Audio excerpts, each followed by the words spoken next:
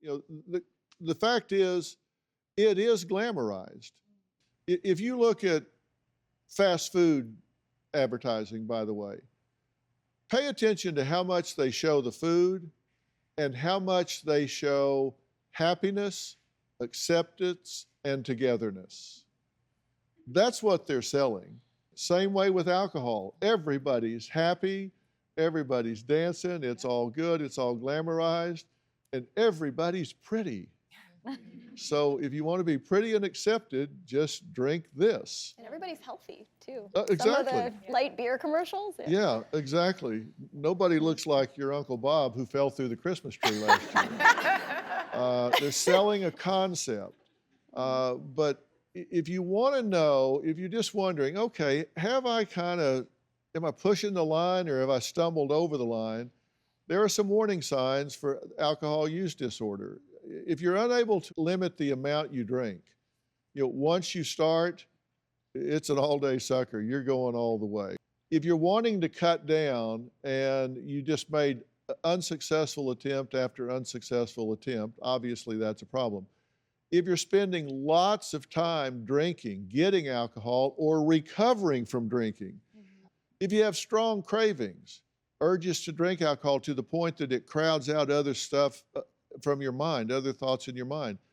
If you're failing to fulfill major work, school, or home obligations, if you're continuing to drink despite causing physical, social, work, or relationship problems, you know that it's creating trouble. You're falling behind in your work, your relationships are deteriorating, but you're kind of like, I don't care. Then you got a problem. Ask yourself those questions and be honest in your answers, and that'll really tell you where you are. Is that a fair assessment? Absolutely. I think one thing, though, that's really important about what you're talking about with like warning signs for alcohol use disorder, and it ties back to what Dr. Susan was talking about, is you might never actually be someone that labels themselves with an alcohol use disorder, but you still might want to evaluate your relationship with alcohol. Because sometimes when we get so focused on the label, we're like, well, I don't hit any of those warning signs.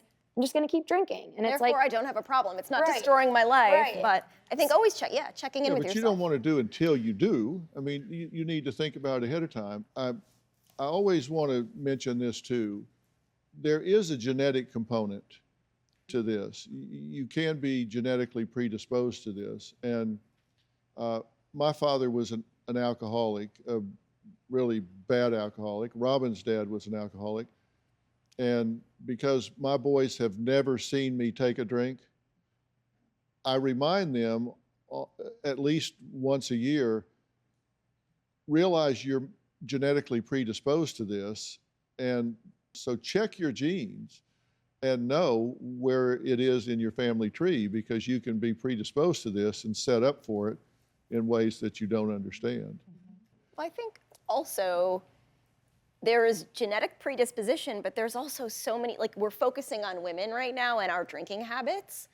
And yet I think that's a symptom of a bigger problem. Why do women feel overwhelmed? Why are they exhausted? Why do they feel stressed and burdened and the need to numb? So I think, yes, there's predispositions and there's sort of social pressures, but there's also systemic issues that are really impacting women that make them feel like, why are they drinking more right now? Yeah. Do you have a story or a question for me? Click the link in the description and tell me what in the world is going on.